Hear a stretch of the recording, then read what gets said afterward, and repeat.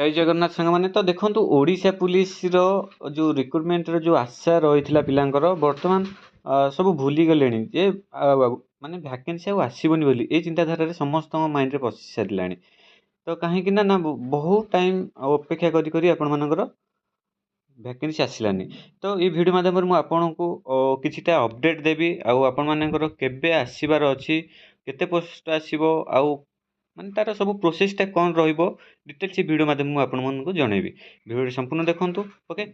ଆଉ ଦେଖନ୍ତୁ, ଫାଷ୍ଟ ତ କହି ରଖିବି ଆପଣମାନଙ୍କର ଯେଉଁମାନେ ପ୍ରିପାରେସନ୍ କରିଛନ୍ତି, ମନରେ ଯାହାର ବି ଅଛି ଯେ ନାଇଁ ମୁଁ 100% ପ୍ରିପାରେସନ୍ କରିଛି ପୋଷ୍ଟ ଆସିଲେ ଭ୍ୟାକେନ୍ସି, ତ ମୁଁ ଆଉ ଥରେ କହି ରଖୁଛି, ସମସ୍ତେ ଯେଉଁ ଲେଭେଲରେ ଆପଣମାନେ ପ୍ରିପାରେସନ୍ କରିଛନ୍ତି ତାଠୁ ଆଡ଼ଭାନ୍ସ ଲେଭେଲରେ ପ୍ରିପାରେସନ୍ ହିଁ କରନ୍ତୁ। କାହିଁକିନା ଏବେ ଯେଉଁ ଟାଇମ୍ ସବୁ କମ୍ପିଟିସନ୍ ହେଲାଣି, ଆପଣମାନେ ଦେଖୁଥିବେ କେମିତି ସବୁ ଯେଉଁ TCS ଏକ୍ଜାମ୍ କଣ୍ଡକ୍ଟ କରାଇଛି, ପୂର୍ବ ଏକ୍ଜାମ୍ ଗୁଡ଼ା ସବୁ କେଉଁ ଟାଇପ୍ର ସବୁ କୋଶ୍ଚିନ୍ ପକାଉଛି। ଆଉ ଏଇଟା ଦିଆ ଆପଣମାନଙ୍କର ଅନଲାଇନ୍ ହେବାର ବହୁତ ସମ୍ଭାବନା ଅଛି, କିନ୍ତୁ କିଏ କରାଇବ ସେଇଟା ଆମକୁ ଜଣା ନାହିଁ, କିନ୍ତୁ ଆମକୁ ଆଡ଼ଭାନ୍ସ ଲେଭେଲରେ ପ୍ରିପାରେସନ୍ କରିବାର ଅଛି। ଓକେ। ତ ଫାଷ୍ଟ ତ ଦେଖନ୍ତୁ, ଗୋଟେ RTI ରିପୋର୍ଟ। ଏ RTI ରିପୋର୍ଟରେ ଆପଣମାନଙ୍କର ଉଲ୍ଲେଖ ଅଛି ଯେଉଁ ଯେ ଆପଣମାନଙ୍କର 2026 ବର୍ଷ ପାଇଁ ଏସବୁ ପୋଷ୍ଟ। ଭାଇ RTI ରିପୋର୍ଟକୁ ଭୁଲି ଯାଉ। ଏମିତି RTI ରିପୋର୍ଟ 2025ରୁ ଗୁଡ଼ାଏ ଦେଖିକି ଆସିଲେଣି, କିନ୍ତୁ ତାର କୌଣସି ସତ୍ୟତା ହିଁ ନାହିଁ। ଓକେ। ବର୍ତ୍ତମାନ କହିବାକୁ ଗଲେ ଆପଣମାନଙ୍କର ଭ୍ୟାକେନ୍ସି 2026ରେ ହିଁ ତ ଆସିବ, କିନ୍ତୁ ଏବେ ଆସିବାର ନାହିଁ। ଆପଣମାନଙ୍କର ବହୁତ ଚାନ୍ସ ହେଉଛି, ଯେତିକି ବି ମୁଁ ଆପଣମାନଙ୍କର ଡାଟା ନେଇଥିଲି କିଛିଟା, ତ ପ୍ରାୟ କହୁଛନ୍ତି ଆପଣମାନଙ୍କର ଅଗଷ୍ଟ ମାସରେ ଆପଣମାନଙ୍କର ଭ୍ୟାକେନ୍ସି ଆସିବାର ସମ୍ଭାବନା ଅଛି, କିନ୍ତୁ ଏବେ ଆସିବାର ସମ୍ଭାବନା ସେତେ ନାହିଁ। ଆପଣମାନେ ଏଇଟା କ୍ଲିଅର୍ ହେଇକି ରୁହନ୍ତୁ।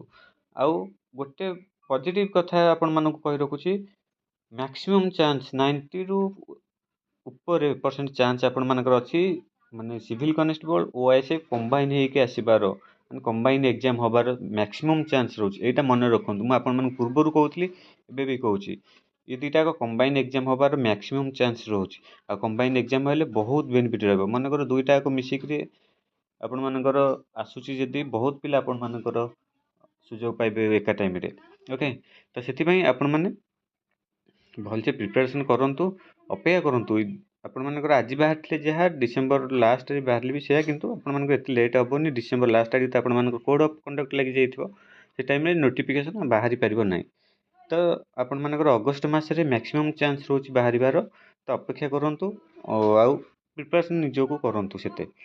ଆଉ ବର୍ତ୍ତମାନ ଆପଣମାନଙ୍କର ତ ଫରେଷ୍ଟ ଗାର୍ଡ଼ ଏକ୍ଜାମ୍ ସରିସାରିଛି। ଆପଣମାନେ ଯିଏ ସବୁ ଏକ୍ଜାମ୍ ଦେଇଥିଲେ କେଉଁ ଟାଇପ୍ର ହେଇଛି ଆପଣମାନେ ନିଜେ ଜାଣିଛନ୍ତି। ସେ ଅନୁସାରେ ଆପଣମାନଙ୍କର ଯେଉଁ ପଢ଼ାପଢ଼ିକୁ କେଉଁଠି ଦୁର୍ବଳ ଅଛି ସେଇଟାକୁ ବଢ଼ାନ୍ତୁ। ଓକେ। ଆଉ ଯେଉଁମାନଙ୍କର RI ଏକ୍ଜାମ୍ ଅଛି ସେମାନେ ପଢ଼ାପଢ଼ି କରନ୍ତୁ। ଆଉ ଦେଖନ୍ତୁ, ଆଡ଼ଭାନ୍ସ ଲେଭେଲରେ ଏଥର ପଢ଼ନ୍ତୁ, କାହିଁକିନା ପିଲା ବହୁତ ଆପଣମାନଙ୍କର କମ୍ପିଟିସନ୍ ଉପରକୁ ପଳେଇଲେଣି। ଆଉ ଯେମିତି କୋଶ୍ଚିନ୍ ଆସିଲେ ମଧ୍ୟ ବି ପିଲା 70, 75, 80 ବାଡ଼େଇ ଫୋପାଡ଼ି ଦେଉଛନ୍ତି। ତ ସେଇ ଅନୁସାରେ ଆପଣମାନେ ପ୍ରିପାରେସନ୍ କରନ୍ତୁ। ଜବ୍ ନେବାର ଅଛି, ଭଲସେ ପଢ଼ନ୍ତୁ। କଟଅଫ୍ କଥାକୁ ଭୁଲି ଯାଆନ୍ତୁ। କଟଅଫ୍କୁ ସଦାବେଳେ ମନେ ରଖନ୍ତୁ, ମୁଁ ମ୍ୟାକ୍ସିମମ୍ ଦେବି, ମାନେ 100 ପାଖାପାଖି ଯେମିତି ଦେବି। ତ ସେଇ ଅନୁସାରେ ଆପଣମାନେ ପ୍ରିପାରେସନ୍ କରନ୍ତୁ। ଆଉ ରହିଲା ଏତିକି, ଆପଣମାନେ ଧୈର୍ଯ୍ୟହରା ହୁଅନ୍ତୁନି ହେଲା।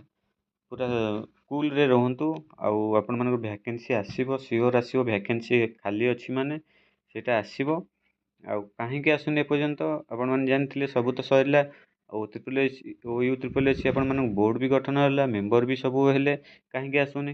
ତ କିଛିଟା ଅଛି ଆପଣମାନଙ୍କର, ତ ସେମିତି କିଛି ଆପଣମାନେ ଭାବନ୍ତୁନି। ସବୁ କାମ ଚାଲିଛି, ବର୍ତ୍ତମାନ ଅଫିସିଆଲ୍ ପ୍ରୋସେସ୍ରେ ଚାଲିଛି। ଆପଣମାନଙ୍କର ସେମାନେ ବି ଲାଗିଛନ୍ତି ଭ୍ୟାକେନ୍ସି କାଢ଼ିବା ପାଇଁ।